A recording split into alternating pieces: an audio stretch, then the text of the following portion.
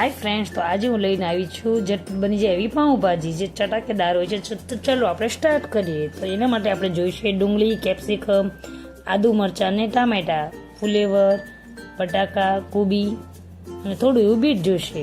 તો ચલો આપણે સ્ટાર્ટ કરીએ. તો પહેલાં કુકર મૂકીને પછી એમાં આપણે 3 ચમચા એવું તેલ મૂકીશું. પછી એમાં 1 ચમચી જેવી આપણે લસણની પેસ્ટ નાખીશું. પછી એમાં આદુ મરચાં નાખીશું આપણે. પછી એમાં ડુંગળી નાખીશું. ડુંગળી નાખ્યા પછી થોડી વાર ચડવા દેવાનું છે, જે સોફ્ટ થાય ત્યાં સુધી. પછી એમાં આપણે ટમેટાં નાખીશું. ટમેટાં નાખ્યા બાદ થોડી વાર ચડવા દઈશું એને બરાબર. તમે જોઈ શકો છો ચડી ગયા છે. પછી એમાં આપણે 1 ચમચી જેવી મીઠું નાખીશું.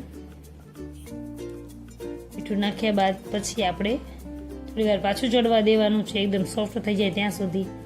પછી આપણે 1 ચમચી મરચું નાખીશું. ટેસ્ટ પ્રમાણે વધારે ઓછું તમે કરી શકો છો. પછી ચપટી એવી હળદર નાખીશું.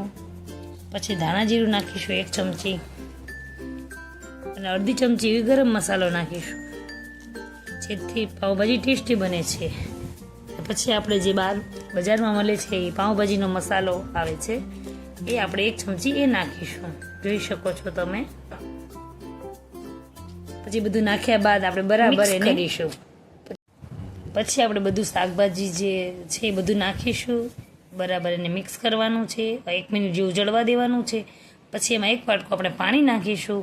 પાણી નાખ્યા બાદ આપણે 3 એને વિસલ વગાડીશું.